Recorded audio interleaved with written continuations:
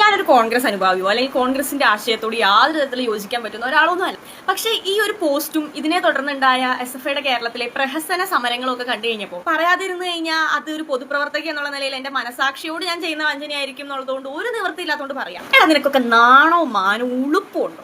സ്വല്പം, ഒരുപാടൊന്നും വേണ്ട, മരുന്നിനുള്ളതെങ്കിലും ഉണ്ടോ? ഈ സംസ്ഥാനത്ത് ആദ്യത്തെ രാഷ്ട്രീയ കൊലപാതകം ഏതാണെന്ന് അറിയാം. തലശ്ശേരിയിൽ വെച്ചിട്ടുണ്ടായ വാടിക്കൽ രാമകൃഷ്ണന്റെ വധക്കേസ്. അതിലെ പ്രധാന പ്രതിയായിട്ടുള്ള പിണറായി വിജയനെയാണ് നിങ്ങൾ ഇത്രയും കാലം ഈ സംസ്ഥാനത്തിന്റെ മുഖ്യമന്ത്രിയാക്കി വെച്ച് തലയിൽ എടുത്തുകൊണ്ട് നടന്നത്. എന്നിട്ട് അങ്ങനെ ഇപ്പൊ പിടിച്ച് പ്രതിപക്ഷ നേതാക്കുക. കേരളത്തിലെ ആദ്യത്തെ രാഷ്ട്രീയ കൊലപാതകം ചെയ്തതിനൊക്കെ തുടക്കം കുറിച്ചു വെച്ച നിങ്ങളാണ് മനുഷ്യത്വത്തെ പറ്റി കോൺഗ്രസിനെ പഠിപ്പിക്കാൻ നടക്കുന്നത്. ഈ രക്തസാക്ഷികളോടുള്ള നിന്റെയൊക്കെ അമിതമായ ആത്മാർത്ഥത. എടാ, അഭിമന്യുവിനെ കൊന്ന SDPIക്കാരുടെ വോട്ട് വേണ്ട എന്ന് പറയാൻ പോലും നട്ടെല്ലിന് ഉറപ്പില്ലാത്ത നീയൊക്കെ അവന്മാരുടെ വോട്ട് വാങ്ങി കീശയിലിട്ടിട്ട് കേരളം ഇന്നേ വരെ കാണാത്ത രീതിയിൽ അത്രയും നാണം കെട്ട് തോറ്റിട്ട് ഇപ്പൊ വന്നിരുന്ന് ധീരജ് വധക്കേസിനെ പറ്റിയിട്ട് വിലപിക്കുക. ഈ നിമിഷം വരെ ധീരജിനെ കുത്തിയ കത്തിയും കിട്ടിയിട്ടില്ല. കുത്തിയെന്ന് നിങ്ങൾ ആരോപിക്കുന്ന വ്യക്തിയുടെ ഷർട്ടിൽ നിന്ന് ഒരു തരി ചോര പോലും കിട്ടിയിട്ടില്ല. പിന്നെ ധീരജിന് കുത്തു കിട്ടുന്ന കോളേജും ആ കോളേജിൽ നിന്ന് പൈനാവ് മെഡിക്കൽ കോളേജിലേക്കുള്ള ദൂരമൊക്കെ എത്രയാണെന്ന് ഇടുക്കിക്കാർക്ക് നന്നായിട്ട് അറിയാം. പിന്നെ ധീരജിനെ നിങ്ങൾ കൊണ്ടുപോയത് അവിടുത്തെ ജില്ലാ കമ്മിറ്റി അംഗത്തിന്റെ വണ്ടിയിലാണ്. ആ വണ്ടി പൈനാവ് മെഡിക്കൽ കോളേജിൽ എത്താനായിട്ട് ഒരുപാട് സമയം എടുത്തു എന്നുള്ളതിൽ ഇപ്പോഴും ആ കേസിൽ ദുരൂഹതകൾ നിൽക്കുക. ഇനി പോകുന്ന വഴിക്ക് നിങ്ങൾ തന്നെ എന്തെങ്കിലും ചെയ്തതാണോ എന്ന് ഇപ്പോഴും ദുരൂഹത നിൽക്കുന്ന ഒരു കേസിനെ പറ്റിയിട്ടാണ് നിങ്ങൾ ഈ പറയുന്നത്. നിങ്ങളുടെ പാർട്ടിയിലെ തന്നെ പ്രവർത്തകനായിരുന്ന TP ചന്ദ്രശേഖരന്റെ വധക്കേസും ആ വധക്കേസുമായിട്ട് ബന്ധപ്പെട്ട് പിണറായി വിജയന്റെ പങ്കുമൊക്കെ ഇന്നും കേരളം ഞെട്ടലോടെ ഓർക്കുന്ന സംഭവങ്ങളാണ്. അതുപോലെ എണ്ണിയാ തീരാത്തത്ര നിങ്ങൾ ചെയ്ത ഒരുപാട് കൊലപാതകങ്ങൾ കേരളത്തിന്റെ രാഷ്ട്രീയ കൊലപാതക ചരിത്രത്തിലുണ്ട്. അതിൽ നിങ്ങൾ തന്നെ രക്തസാക്ഷിയാക്കാൻ വേണ്ടി കുത്തിക്കൊന്ന നിങ്ങളുടെ കൂട്ടത്തിലുള്ളവരും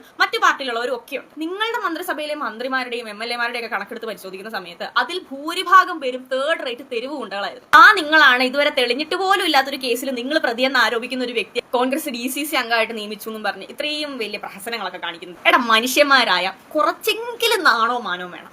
അല്ലെങ്കിൽ ഒരു ഇച്ചിരി ഉളുപ്പോ, ഒരുപാടൊന്നും വേണ്ട, മരുന്നിനെങ്കിലും വേണം. അല്ല, ഇതിന്റെ സ്കീം ശരിക്കും എങ്ങനെയാ? ഈ ഉളുപ്പില്ലാത്തവന്മാരെ മാത്രം നോക്കി നിങ്ങൾ എടുക്കുന്നതാണോ, അതോ നിങ്ങൾ പാർട്ടി ചുമതലയിലേക്ക് എടുത്ത് കഴിഞ്ഞ് ഈ ഉളുപ്പില്ലാതാവാൻ വേണ്ടിയിട്ടുള്ള എന്തെങ്കിലും മരുന്നോ ക്ലാസ്സോ അങ്ങനെ എന്തെങ്കിലും കൊടുത്ത് ഇങ്ങനെ ആക്കി എടുക്കുന്നതാണ്? ഇത് കോൺഗ്രസിനെയോ കോൺഗ്രസ് നടത്തിയിട്ടുള്ള രാഷ്ട്രീയ കൊലപാതകങ്ങളെ ഒന്നും ന്യായീകരിക്കാൻ വേണ്ടിയിട്ട് ചെയ്യുന്നതൊന്നുമല്ല. പക്ഷെ ഒരു കാലിലും മന്തുള്ളവനെ രണ്ട് കാലിലും മന്തുള്ളവന്മാർ കളിയാക്കുന്ന കാണുന്ന സമയത്ത് സ്വാഭാവികമായിട്ട് കണ്ടു നിൽക്കുന്നവർക്ക് ഉണ്ടാവുന്ന ഒരു വികാരം ഉണ്ടല്ലോ. നിങ്ങളുടെ രക്തസാക്ഷികളുടെ പേരും പറഞ്ഞ് കുറേ കാലമായിട്ട് നിങ്ങൾ ബക്കറ്റ് പിരിവ് നടത്തി അതിൽ നിന്ന് കിട്ടുന്ന പൈസയും കൊണ്ട് ഇങ്ങനെ പുട്ടടിച്ച് ജീവിക്കുന്നില്ല. അതിന്റെ ഒരു ഇച്ചിരി ആത്മാർത്ഥത, ഒരുപാടൊന്നും വേണ്ട, ഒരു ഇച്ചിരി മതി. അത് നിങ്ങൾ നിങ്ങളുടെ രക്തസാക്ഷികളോട് കാണിക്കണം. ഈ പറയുന്ന കോൺഗ്രസുമായിട്ട് ഡീൽ ചെയ്യുന്ന സമയത്ത്, SDP ആയിട്ട് ഡീൽ ചെയ്യുന്ന സമയത്ത്, അല്ലെങ്കിൽ ഒരു ഇച്ചിരി സ്മരണ ഇടയ്ക്ക് അവരോട് കാണിക്കുന്നത് നല്ലതാണ്. പിന്നെ രക്തസാക്ഷികളെ അപമാനിച്ചെന്ന് പറഞ്ഞാൽ ആ ഒരു വീഡിയോയുടെ അടിയിലൊന്നും കാര്യമൊന്നുമില്ല. ഇനിയൊക്കെ രക്തസാക്ഷി ഫണ്ട് തട്ടിപ്പ് നടത്തുന്നതിനെ പറ്റി തിരിഞ്ഞു നിന്ന് ചോദ്യം ചെയ്ത കുഞ്ഞികൃഷ്ണൻ നിങ്ങളെല്ലാവരും കൂടി കൊല്ലും എന്ന് ഭീഷണിപ്പെടുത്തി കഴിഞ്ഞപ്പോൾ അങ്ങനെ പാർട്ടി മാറി UDF പോയി ചേർന്ന് ഇപ്പൊ ആ മണ്ഡലത്തിൽ നിന്നിട്ട് ജയിച്ചത് കേരളത്തിലെ എല്ലാവരും ഈ തൊട്ടടുത്ത മാസങ്ങളിൽ കണ്ടതാണ്. അതുകൊണ്ട് നീ ഒന്നും അധികം വലിയ പുണ്യാളന്മാരാവാനായിട്ട് ഇങ്ങോട്ട് വരണ്ട. വേണേ ഒരു ഇച്ചിരി കയറ് വാങ്ങി തരാം, പോയി തൂങ്ങിച്ചാവും.